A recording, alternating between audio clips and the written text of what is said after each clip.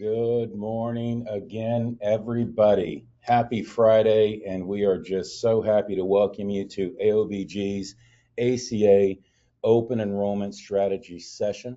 Our intention here, and what I think we will accomplish for you by the end of the day, is to bring you as much valuable information as possible prior to open enrollment while giving you direct access to your favorite carriers and our trusted partners. Each one of our speakers is an expert in their roles and is here today to make sure our agents, you, have what they need to be as successful as possible. For those of you who may not know, American Online Benefits Group is a Gallagher company, one of the largest insurance brokers in the world. With over $10 billion in revenue in 2023, you should feel proud and secure being one of our trusted agency partners. And we want to encourage that pride by driving revenue through the roof this open enrollment. Let's take a peek at today's agenda, but first, just a couple housekeeping notes. We have some amazing speakers today, and to respect everyone's time, we ask that you quickly take your bathroom break now, quickly, and go ahead and order your lunch from Uber Eats too, because like Aerosmith, you will not want to miss a thing. That being said, we will not be taking any scheduled breaks throughout the program, so please feel free to take a break when needed. And although you'll want to see most everyone we have speaking for you today live, this is being recorded, and we will make this recording available to everyone who joined us today as soon as possible. Secondly, since everyone's going to be muted during the presentations, we ask that you submit all of your questions by using the questions button located at the top right-hand corner of your screen.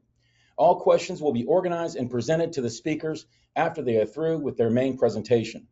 Now let's see who we're going to be learning from today. In just a few moments, Dee Hohenberger and Kenny West will get the train moving for us. Mike Cardoso will lead us through how to quickly and easily get our renewals done. William Merton from O'Neill Marketing will provide us with valuable resources and tools you will not want to miss. Alex Conroy is going to give us some keys to success utilizing a software solution, TLD, which we all love. We have Michael Merkerin with Centene talking to us today about exciting updates with Ambetter Health Plans. Lindsay Scruggs is going to break down and show us all that Molina has to offer this season. Mitch Flowers and Ed Shepard with United Healthcare are going to show us all the reasons why UHC stands out this year. And we will finish up today with a very special session with Ross Baker from Health Sherpa. We know that everyone will be excited to hear all the awesome information he has to share with us today. And as a special bonus, we've pre-recorded a session with Mark Campagrossi, highlighting our newest carrier, WellPoint. And although he won't be with us today, I encourage everyone to view his video after today's call. And now, to lead us off, the two men who everyone knows and I'm personally honored to work with and for. Please welcome Dee Hohenberger and Kenny West. Kenny, over to you, sir. Well, good morning, everybody, and appreciate you coming in, spending your early morning today with us. First, I want to express my vast appreciation for the team here at AOBG. They've spent a lot of time, a lot of days and hours putting this together. And, once we get it handed off to them, you're going to see the quality of this program that they put together.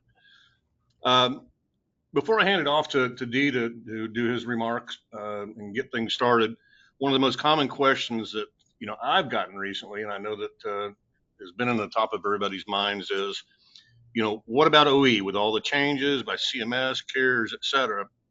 We've been having. What's OE going to look like this year? Well, I've been in the ACA market since day one, and I can tell you anybody that's been in it even 1 year or the entire time frame. Change is the norm. There are changes sometimes we like, sometimes we don't. But at the end of the day, for those that pivot and adapt and frankly become not just students of the industry, but make it their goal to become masters of it, they're the ones who are going to succeed. And with that, I'm confident that the changes have been put in place. The enhancements and the information you're going to see today is going to help you not only succeed, but thrive, keeping a larger percentage of your book of business, streamlining the process, and be very beneficial to everyone. Again, thank you for taking your time today, and I'll hand it off now to Dee Hohenberger for his remarks. Thank you, Mr. West. Thank you, Kenny. Thanks, Vince. Good morning, good morning, good morning. I hope everybody has their coffee and ready to go today. The team has put together an amazing program for everyone. They have worked very hard. I'm excited to hear all of our guest speakers today. I think the program is going to do um, a lot of good for us as far as knowledge. I've always said the secret to success is basically two things. That is work ethic and knowledge. And knowledge is power. So the more you know, the better you are, and more likely you are to have success. Kenny just said something that kind of one of the things I like to talk when I'm out talking with people is he was talking about change. And if you've been in the insurance business for any any amount of time, change is is always part of the insurance business. One of my favorite sayings, it comes from the Marines. They have a saying that says adapt, overcome, and improvise. And so having the knowledge and attending meetings like this today gives you that knowledge so that you can uh, adapt, overcome, and improvise, and have that knowledge base so that you have that advantage when you're speaking with your customers as you're going through these processes, as you're working with TLD, with Health Sherpa, with the carriers. You've got that knowledge. So I really wanted to again thank everyone that's involved today, and thank everyone for putting this together. I think it's going to be a wonderful opportunity for everyone to get that knowledge base that is going to help us have a super successful OE for 2025. With that, back to you, Vince. Everyone, enjoy your day. Enjoy the sessions. Thank you, Dee. Thank you, Kenny, very much. Up next, we have Mike Cardoso. For those of you that don't know Mike, wait a minute. We all know Mike Cardoso. He is a wealth of knowledge and will share with you the keys to the kingdom so long as you book it on his Calendly. Love you, man. Mike, listen, if your mic's on, let's get that thing rolling now. Take us down the path of how to get our renewals done as quickly and efficiently as possible, sir. Thank you for that, Vince. We've got an excellent lineup here, so I'm not going to take up too much of your time so we can get to the meat and potatoes, but I found this to be very important, so I wanted to make sure we spent some time talking about it. You've all got a lot of clients that need to be renewed, but you also want to have time to make new sales. So we're going to spend the next few minutes talking about just to do that in a few easy steps: preparation, clean data, execution, and follow-up. So let's start talking about preparation. There are a couple tools you're going to want to have set up: Calendly, Jotform, MailChimp, and TLD. Just because these are the ones that are on screen does not mean these are the ones you have to use. The best tool is the one that you're actively using. So any substitution here will work just fine. I've just found these to be the best. So you're going to want some sort of calendar scheduling program where your clients are able to click on your calendar, see your availability, and schedule that time instantaneously without having to do a back and forth messaging. Are you available this time? Back and forth. You're removing barriers to entry. So I find Calendly works great for that. Jotform or Typeform, anything kind of like that, your CRM might even have it. You just need a tool where you can put questions out there, embed it into an email or a web page. Your customers can answer those questions, and then with an integration, something simple like Zapier or even native to your CRM, those answers instantly get put into your database. MailChimp, this is going to be something for an email drip campaign. So once you have that full list of all your clients, you can pre-program emails that will get sent out to everyone so long as they're still on that list. And basically, we'll talk about that a little bit later, but you make, let's say, 7 emails. email 1 goes out today, email 2 goes out 3 days from now, email 3 goes out 10 days from now, etc., reminding them, hey, schedule for an appointment, we're running out of time. MailChimp works great, but if you have anything else, great replacement. And TLD, the reason why they're here is many of you running your successful agencies have told us TLD is the reason why. So it's an excellent CRM. We're going to be hearing more from them later, but you need to have all your data organized somewhere where everyone can share it back and forth, communicate. So TLD works great for that. So let's get into a little more about actual clean data and what that looks like. In order for your campaign to be successful, you need to have all your data organized. So we're going to get you set up for that. You need to make sure that each client you have, there's a note somewhere where you know their preferred method of contact, whether it's phone, text, email, carrier pigeon, smoke signal, right? The preferred time, so you're not wasting valuable time trying to call a client that maybe they happen to be available on that one random Tuesday morning because it was a day off, but they work nights and they usually sleep during the day. So you need to know what time to reach them so you're not wasting your team's time trying to reach out to them. So I would set a process that in your CRM, you have a field that notes their preferred contact time, and anyone who's ever interacting with a customer, if they notice that field is blank in your CRM, their first task is to get the data put in there. Right? Next thing you want to do is make sure you know what these different priorities are for the renewal campaign, right? So step 1, we haven't reached out to them at all, no contact by us. Step 2, you've reached out, but the client hasn't responded to you yet. These are the ones you have left in your email drip campaign. Step 3, they already scheduled an appointment. We're just waiting to get in contact with them. Step 4, you discuss the renewal with them, but they haven't closed yet for whatever reason. And then when they finally completed the renewal, you're going to mark them as done and move on to the rest of your prospects. Okay? So now that you have your data organized, let's talk about how to get it all executed. For this, I've put together a sample jot form. You can scan this QR code, you can type in that link and pop it up on your computer.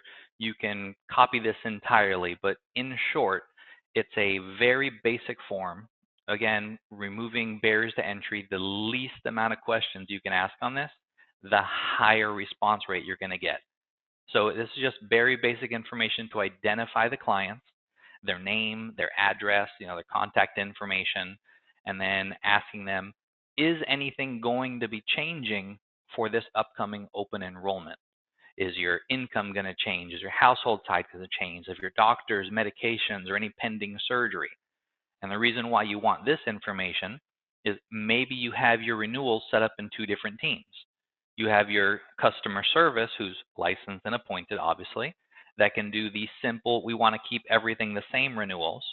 But if maybe things are changing and you want to have someone who's a little more agile, maybe some of your sales agent or management handling those specific renewals, you have them identified early on so you know who to assign your different renewal leads to, right? So that's what that is. The screen you have here on JotForm, if you are using that, once they answer those questions, typically a generic thank you page will pop up once they press submit. What you're going to want to do here is set your Calendly to be the next screen that shows up after they answer the questions. So one of the reasons why I like Calendly is you can set it up for a round robin. So instead of all 17,000 of your clients trying to go onto one person's calendar and running into a massive bottleneck, maybe you have a team of 10 people, 15 people that are handling your renewals. With Calendly on a business account, you can set up to, if someone wants to get that Monday at noon, they'll grab that first appointment. And if there's 14 more Monday at noon availabilities, more people continue to grab those times until they follow up. So Calendly has a great team. That's why I reach out to them to help you get that all set up. That's fine, right? Now, as far as your CRM, once you get all of your 2025 enrollments, you want to download, or your 2024 enrollments, download them, label them for renewals, so you have your list of clients to put into that drip campaign. Once you get that, you're going to set up your MailChimp or whatever program you're using and create a couple standard template emails. The very first one is going to say, hey, remember, this is who we are. This is the phone number that we're going to be calling you from, so save it into your phone book if you haven't already. This is the email we're going to be reaching out to you, so make sure you have that whitelisted if it's not. You can follow these up with text messaging calls. Typically, you can get those things set up. But they want to know who you are. And then most importantly, you're going to send them to this link that you created where it's going to ask them that basic questions that will put them onto your calendar. And every continuous message on that drip campaign will continue to have that one call to action. Click on this link, tell us who you are, schedule an appointment with increasing sense of urgency as there's less and less time and availability, right? So once you're going through those renewals and you have everything set up, you can go forward knowing that you're checking all your customers off the list and updating them in your CRM. Now, as far as the follow-up, this is the most important part really, right? Because you have executed, but you got to check, is it working properly? So when you downloaded that list of clients, let's use that same number, you got 17,000 clients, do all of them have emails? So the ones that don't have emails, you need to assign that to a different team because we're manually calling these people to get them back on our calendar, right? Are the ones with emails all working? The ones where the emails bounced or that's invalid, you got to reach out to them too.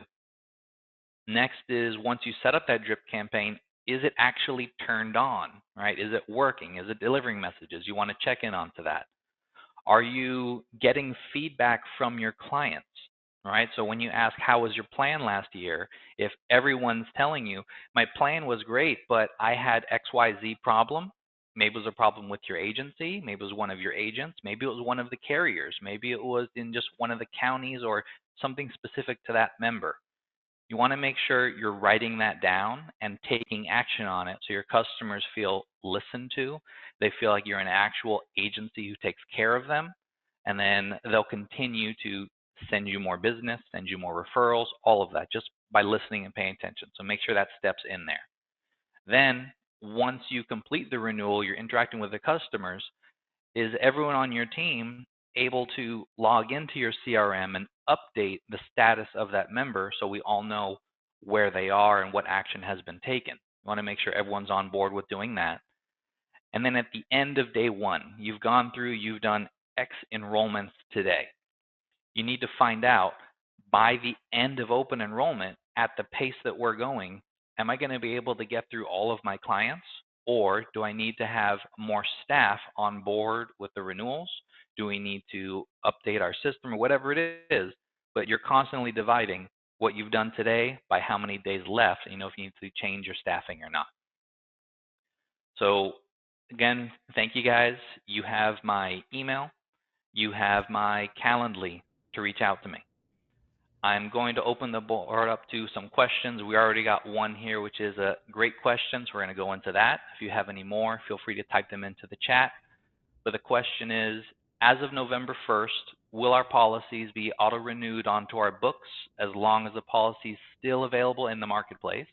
And if so, does that mean for an agency to take my client off the books, or will they have to do the three-way call resume link? Or is it just going to be a free-for-all on creating new apps? Great question. We've had a lot of conversations with this about the carriers. I've spoken to Dean Mose directly from CMS about it. The three-way calls are not going away. They're here to stay forever, is what CMS has said, as long as the NPN is changing. So if it's changing from one person to another person, you're going to have to do that three-way call. That's just how CMS wants it. But Sherpa has put that resume link back up, so that should make things a lot easier and faster. The next part to that question is it just going to auto-renew? Yes, it will. If they're still on the plan, everything's great, but here are some problems with that. If you're allowing your clients to auto-renew, they're going to talk to someone this year. And if it's not someone from your agency, you're allowing someone else to come in and convince your client to leave you. The other problem is if your clients are realizing they don't need to talk to your agency and they will still get their health insurance, they might be prompted. So if they leave it alone and Health Sherpa automatically renews it, yes, your NPN gets stamped on.